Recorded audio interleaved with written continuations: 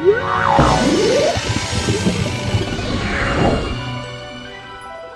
everyone. Did I scare you?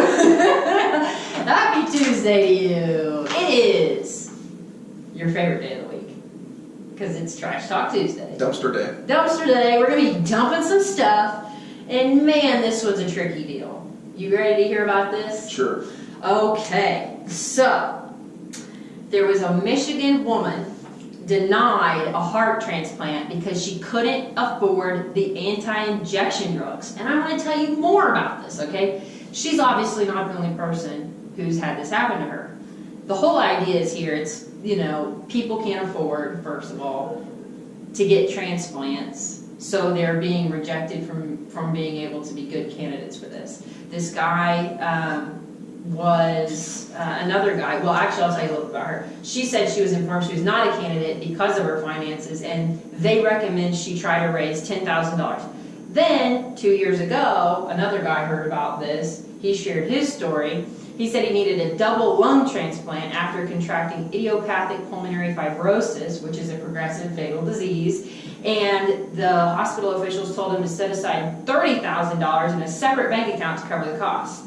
And this is very, very common, apparently. They said that links to the transplant system links access to life-saving treatment to finances by requiring proof that you can afford transplants and post-operative care, and that it happens every day. And apparently there are 250 transplant centers which refer patients to that single national registry, and it requires patients to verify how they will cover bills that can total $400,000 for kidney transplant, $1.3 million for heart transplant, and monthly costs of like $25,000 for anti-rejection drugs. So that's just a few things. Of course, I've got other things highlighted I'd like to cover, but I mean, whoa. I don't know almost anybody that can afford that. Yes. What's your scoop on that? I don't know, Michelle. We could do so much today in medicine, but unfortunately, money makes the world go round. Yeah. It's sad, it's depressing, and you would think, the people in the United States would all get together and try to figure this system out, but we still, like idiots, can't seem to get it figured out. Yeah. And there's so many factors involved here, from the pharmaceutical companies to the insurance companies, doctors, we play a role in this, our legislators, our government, we all have a piece of this pie, for sure. But I don't know why they, if it's just about the medications, okay, well, gosh, if I was the federal government, why don't I go in and buy the pharmaceutical companies and making the anti-rejection drugs? Say, you know what, I'm just going to buy it, and we're going to lower the price on this, we're going to call us a public trust, and we're going to hire some scientists and improve these drugs and just keep this ball going. Yeah. But unfortunately, it's big business, and I don't think that's ever going to happen. No, there's no way. No. So until we get humanity figured out on how we want to live as a race, why, this is what we're going to be faced with. Yeah. So, well, Merry Christmas. It says that there are more than 114,000 people waiting on the list, and only either right at or less than fewer than 35,000 organs were transplanted last year. So man, what a deficit, first of all. So you've got a ton of people waiting on something life-saving who can't afford it. So basically what this is saying to me is, also you've got government that might pay for some of it if people are on, Medicaid, Medicare, whatever. And then you've got other people who are insured who might be covered, and then some things might not be. And then you've got a gap of people who really can't afford it and don't qualify for other benefits. There's a huge, once again, there's huge gaps. I mean, am I wrong in saying that? Am I missing something? No, you're not missing anything. Insurance companies are like banks. They don't want to take any risk at all. Yeah.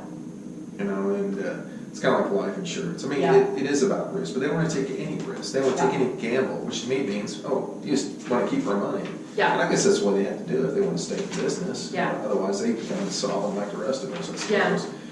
But there ought to be a way to cover this. this. Yeah. And it will be higher premiums, and medical care is just gonna keep going up. The cost of medicine is gonna keep going up. Interesting enough, I think hospital care and pharmaceutical care is going up a lot higher than physicians' wages are. That's for sure. Nursing wages. Yeah. And, but no, it's a big problem. And I don't, and it's sad, but I don't see any, any change in sight.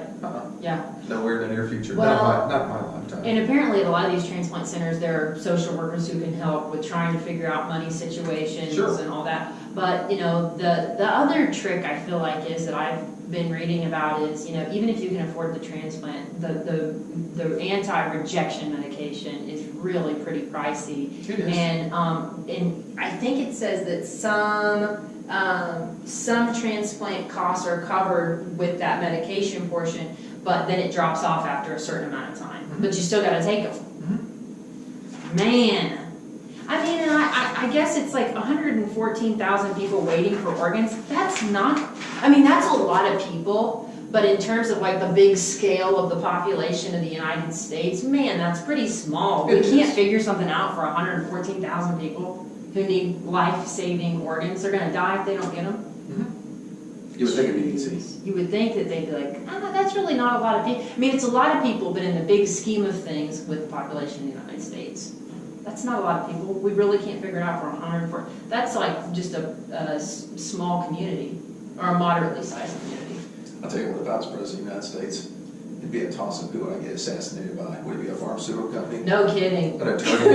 I know. Another politician? Yeah. You know, a pharmaceutical company? You definitely be on some people's hit list. Yeah. I'd be in a massive bullseye, because I would rein these people in. Yeah. Man, I wish you were. No, but I'm not. I'd be a dead man. Yeah, maybe that's why I wish you were. Just kidding. All right, well, you know, anyway, I thought that was just it was an easy subject to trash, and one that I think needs to be talked about, because what a mess. Yeah, it's really life-changing and devastating to people that need that stuff too. Yeah, well, and not to drag this out any longer, but then you've got things like GoFundMe or some of these social platforms that allow for crowdfunding. You don't even know if you can trust those anymore. Yeah, crazy.